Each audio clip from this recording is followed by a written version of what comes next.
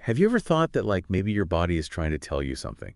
And I don't mean in like a simple way, Yeah. like, oh, I'm hungry or I'm tired, but like something deeper, Mm-hmm. like something more emotional. Yeah. You know what I mean? Yeah, definitely. Well, that's what we're going to dive into today. This Yeah. idea that like our physical sensations are actually like a language, Right. a way for our bodies to communicate with us on like a whole other level. Totally. We're taking a deep dive into this book that I read, and it's really fascinating.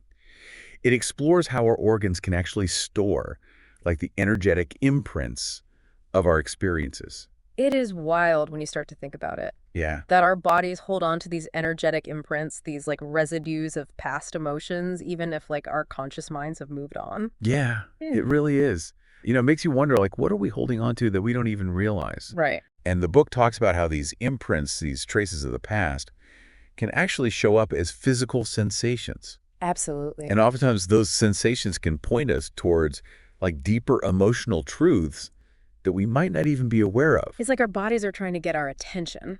Like, hey, there's something here you need to pay attention to. Exactly. Like think about a time you felt a strong emotion, maybe it was grief, anger, even intense joy, and think about where you felt that in your body. Oh, yeah. Was it like a tightness in your chest, a Right. knot in your stomach, For sure. a rush of warmth somewhere? Mm-hmm. Yeah. We've all felt that. Yeah. And that's exactly what this book is getting at. It's saying that those physical sensations, they're not random. Right. They're like clues, pointing us toward unresolved emotions or experiences that might still be affecting us on a deeper level.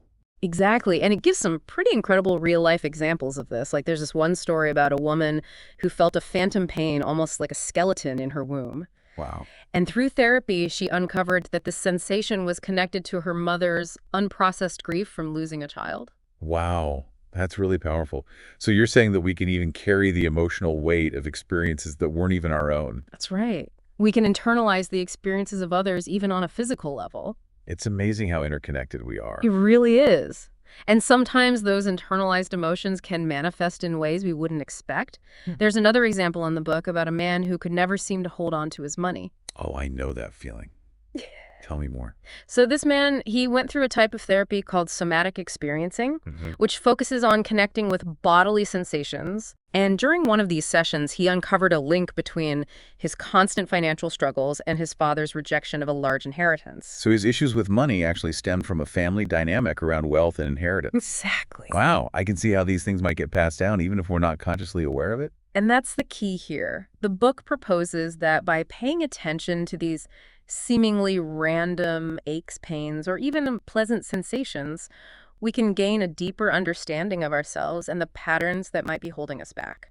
It's like we have all these answers within us if we just know how to listen. Exactly. So it's not just about the what of our emotions, but the where we feel them in our bodies. Precisely. It's about recognizing that mind-body connection and understanding that our emotions aren't just abstract thoughts. They have a real tangible impact on our physical being. This is all so fascinating. Yeah. Okay, this is all so fascinating, but I have to admit, it's a lot to take in. Sure. Like, it makes you wonder, how do we even begin to decipher these, like, bodily messages? Yeah. Is there, like, a guidebook for this? Well, that's the beauty of the book. It does offer some practical tools and techniques. Okay. One that really stood out to me is called the mirror exercise. The mirror exercise. Okay. I'm intrigued. How does that work? It's surprisingly simple. Yeah. You find a quiet space where you can be alone with your thoughts, and you grab a mirror, Okay. and you just observe your reflection, focusing on a specific part of your body. Any part in particular? It could be a place where you hold tension, like your shoulders, your Mhm. jaw, or it could be an area that feels neutral, just to start noticing the subtle sensations that are always present. Okay, so what are we looking for exactly? Yeah. You're simply observing the sensations that arise without judgment. Is there tightness, warmth, tingling, numbness? Just notice what's there. And then what do we do with those sensations once we've tuned into them? Well, once you've connected with the physical sensations, you can start to explore them further. The book suggests gently asking yourself, what is this sensation trying to tell me? Okay. Does it remind me of anything from my past? So it's like we're having a conversation with our bodies. Exactly. And just like any conversation, it requires listening with an open mind and heart. The book also emphasizes the power of sending positive energy to those areas we've connected with. You might imagine that part of your body being bathed in warm, healing light, or repeat affirmations to yourself. So if I was feeling tension in my shoulders, I might say something like, I release all tension from my shoulders and I choose to feel peace and ease. Exactly. It's about consciously shifting the energy in that area and noticing if the physical sensations change as you do this. The key is to approach it with curiosity and a willingness to listen to what your body might be trying to tell you. You also mentioned other concepts the book explores. Right. And I'm particularly curious about the section on money and emotions. I feel like that's a big one for a lot of people. Oh, absolutely. Money is so loaded, it often triggers strong emotional responses, even if we're not aware of it. So what does the book say about the connection between money and emotions? It delves into how our early experiences with money, particularly within our families, can leave lasting energetic imprints on us. Think back to your childhood. What messages did you receive about money? Was it seen as scarce, something to be stressed about? Right. Or was it viewed as abundant and flowing? Yeah, that's such a good point. I've never really thought about it like that before. But now that you mention it, I can see how those early messages could really shape our beliefs and even our financial reality. Precisely.